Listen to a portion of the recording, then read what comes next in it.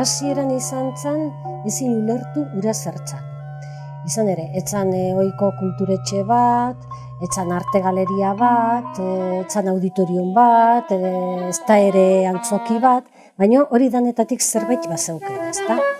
Eta gaina ura zen artista batzuk kabie, han eskultura egiten zuten, pintura, bideoak, eta gainera antolatzen zituzten olako ekintza batzuk oso ausartak, berritzaileek, disiplina ezberdinetako artistak batuz, eta orduan hori esan dudana ezin ulertu ondo, ezta? Pago arte izan daiteke pago, izan daiteke arte. Edo bizu eitzen arteko elkarte. Garai haietan, Imanolek eta Mikelek eta hirurok erabaki genuen industrialde batea etortzea, gure lanbideak aurrera emateko. Esango genuke, gure lanetatik aparte, kanpora begira ekintza batzuk antolatzen ditugula. Hortarako areto bat daukagu, berezia, eta areto hortara ekartzen ditugu euskal kulturarekin eta batik bat sormenarekin zerikusia duten pertsona edo ekintzak, ez? Eta pensatuko genuen, agian gauza batzuk egitea bazadola giro berezi bat emateko industrialde alde honi. Eta horregatik hasi ginen horrelako gauzakin. Pago arte, izan daiteke aza, edo izan daiteke kalabaza. Baina izan daiteke halaber, gure artisten plaza. Eta gure kultur kezken, arnasa. Alde batetik gure proiektua, Pago Arteren proiektua, gu sortzaileok, gu hiruroke sortu genuen, o pentsatu genuen hori, laboratorio experimental bezala jo genuen, o pentsatu genuen izan zitekeela, eta orduan horrek eman zigun baliabide bat beste askorekin tratatzeko eta askorekin harremanetan sartzeko. Eta iragarki esku programa eta guzti horiek euskara hutsean egiten dira, ez da? Orduan euskararekin oso lotua dago Pago Arteren proiektu hau. Nik uste niretzat oso aberatsa izan dudak, gero gazteekin izan dugun harremana. Gu hiru bakarrikan aurrera emateko, ez ginen gai izango, ez bagenuen izan gazte horien laguntza. Pentsatzea, gaur egun agian etzala posible izango horrelako laboratorio bat montatzea. Ez bakarrik agian ez duelako zentzurik, o badun zentzurik, hori ez dakit. Baizik eta traba administratiboak eta diru laguntzen murrizketak gehoz eta gehiagora jundialako, ezta? Eta, orduan etzan posiblea ginen izango gaur egunean Pago Arte bidean jartzea. Hori da, sensazio. Horlako imagina ikusi eta norrez da poztuko. Gaur arratxian oiek bile... Oiartzunen, Gipuzkoan, harago egiteko asmoarekin jardun zuen beti Pago Artek. Sorkuntzaren hortzen mugan galtzeko deia egiten zuen, gandu lanbrotxu hartan bilatzen ikasteko.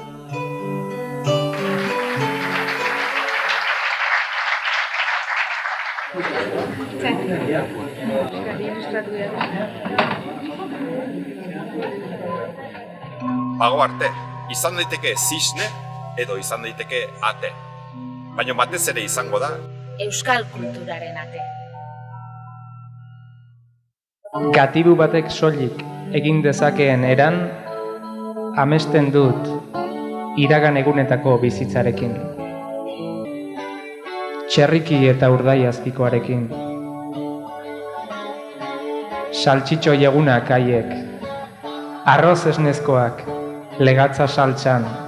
Andre Gaiari teniente batek horrein beste amodio. Nik ere izanuen makinat nahi gabe, ez da errez bizitzen lanik egin gabe.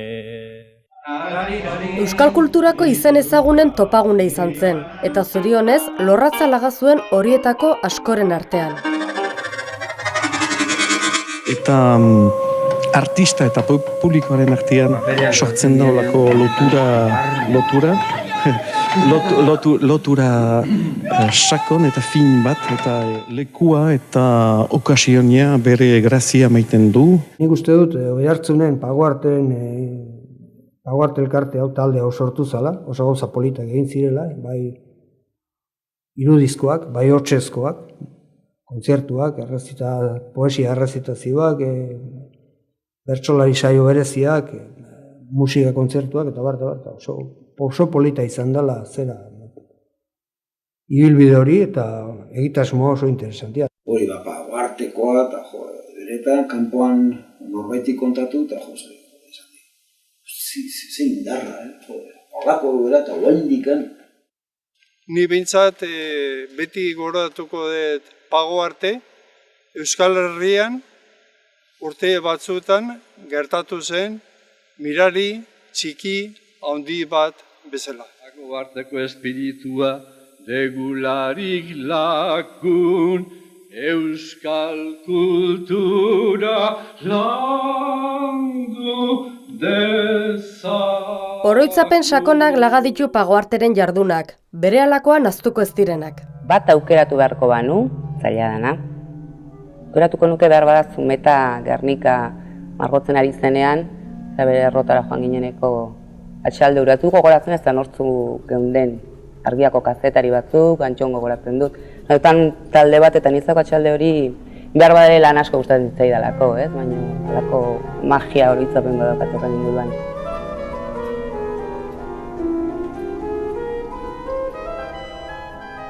Ikusle bezala ezin ahaztu Letek Rilkeren poemekin egin zuen errezitaldia. Detailak ez ditut gogon, baina nik uste dut Carlos Jimenez ere musikarekin izango zala behar bada. Eta ez dakit, zapatu arratsalde bat, bete-betea. Oraindik uste dut, hori naiz detailak esan dudan ez gogoratu, baina sentipena oraindik geratzen zait. Rilkek Errusiara egindako bi bidaietan izan zuen sorrera. Eta bere buruaren jabe neoiz ez izan. Eta begiak ertsi ezin dituena, jakinik ere agerguneen ugaritasuna handiak bere baitan itxoiten duela gauaren. Badiala ekintza batzuk, benetan guk amesten genuena gauzatu zutenak. Ez dakit, burua datorkit, berso trama, komiki berso trama musikala, eta nun da, hor behintzat, bote pronton, usteet gauzatzen zela laboratorio gisako ekintza, ez da, gehien bat. Beste arte espresio batzukin gatoz gaur. Bertsua, trama bat, historia bat, marrazkia, eta musika. Lau elementu horiek elkarrekin jostia eta uztartzia izango da gaurko helburua. Ai ondo jotzen bazenekizuk, solfeoko 3-4 klasen truk. Ai bala, zu ere ez zaite izan petrala, maixuak esan dit badakidala.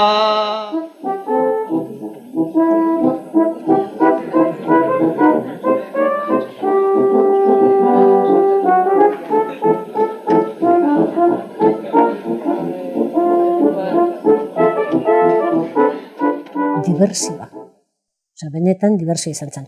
Eta hor, konprobatu nuen, zenbateraino balio den, disiplina ezberdinetako artistak biltze horrek, ezta? Eta nola, zerbait berria sortzen den hori suma horren bidez. Eta asko goratzen ditut gure arteko bazkari bileraiek. Besteak, gauza asko pasa ziren da hundia, baina nahi dut azken finean lagun talde bat ginen, eta, bilera bazkari horiek oso mundialak ziren. Azozte eskuiak egin kontrolatuko zutela. Hor nik kontrolatoa ezkarrakin. Eskuia, besta arresta bat, 1, 2, 3, ja! Ja, oso. Esperimentaziora bultzatzen ziren ikusleak artistekin batera. Diziplinen arteko mugak gainditzea zen helburua, eta publiko eta artisten artekoak ere amiltzen joatea. Kare bako jaba! Kare bako jaba! Atak jatzen! Kare bako jaba hau eman etxea! Kare bako jaba eman etxea! Kare bako jaba eman etxea! Kare bako jaba eman etxea!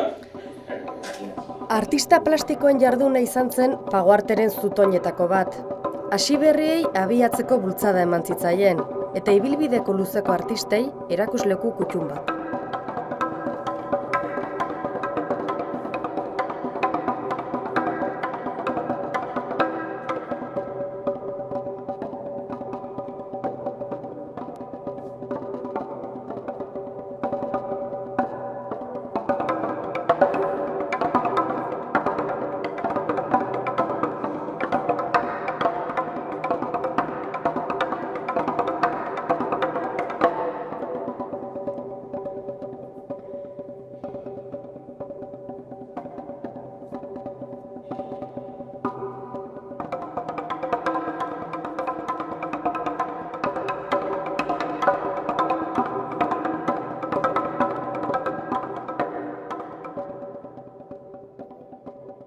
Bernardo Atxaga du gurekin, eta berak poesia egurra eta ezpala izenburupean halako hizketaldi bat edo eskainiko digu. Hitza izan zen Pagoarteren bihotza sarritan, era askotan, hitz errezitatua, hitz antzeztua, hitz kantatua. Gelditu bezala egite ziren lurretik metro batera edo jartze zienean, eta poliki-poliki ezartzen zien gero belarraren gainean. Nire etxiaren babesetik, erorketa eztiari begira jarren nintzen, elurra hotsegin nuen ira. Ni nealdetik besteik ezin dut esan.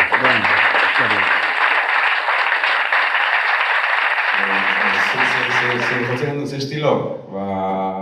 Nasketa bat. Guk egiten genduen hartu Pantxo Tapello eta Led Zeppelin eta nasketa bat, bai. Gero Formula Quintaren ikutu batzuk bai. Aurrelariaren movimendutan, fusión egiten du. Orto bai, fusión.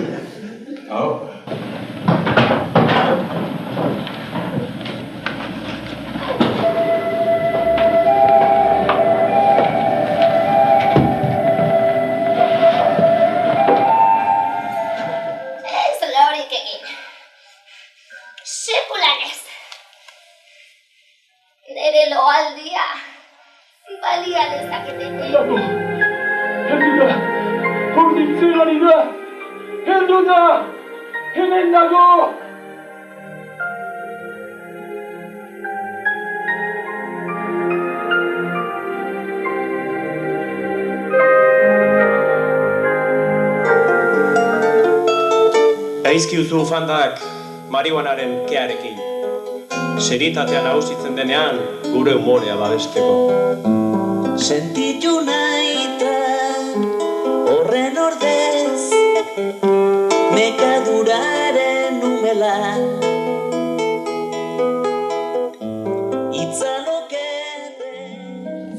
Musika izan zen zalantza izpiri gabe elkartearen hatsa. Musikaren aldaera askori egin zitzaien leku, maiz esperimentaziorako asmoz.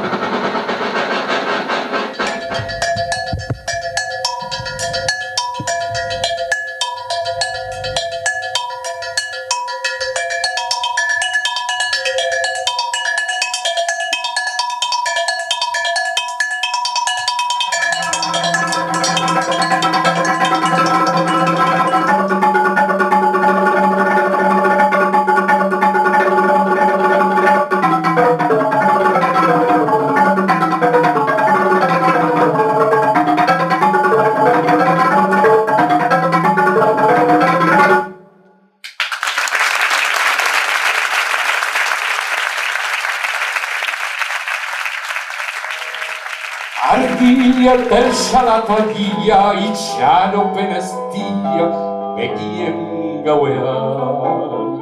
Maitasunan egu gorrian izaten den deurrian dutardan benean. Goiar eraztunez jantzia eskote oparia. Zer naiz nizu gabe, maitasun nerea, zer naiz nizu gabe. Eta kantuz betetako iluntze ugari lagazituen, Euskal Herri osoko kantarien topaleku. Geldirik dagoen, erloju tristea, zer naiz nizu gabe, ikarata hotza. Ikusiko dun zorion bihotz, ihesi maite hautala zinez.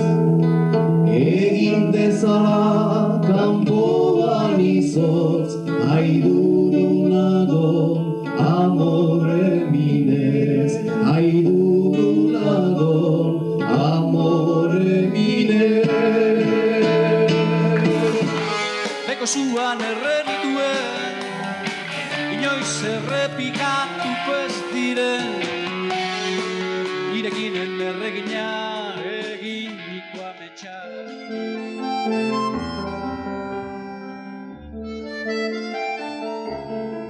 Mugarri izan zen, Oiartzunen 1988ko ekainean, Oiartzungo kantu zaharrekin egindako emanaldia.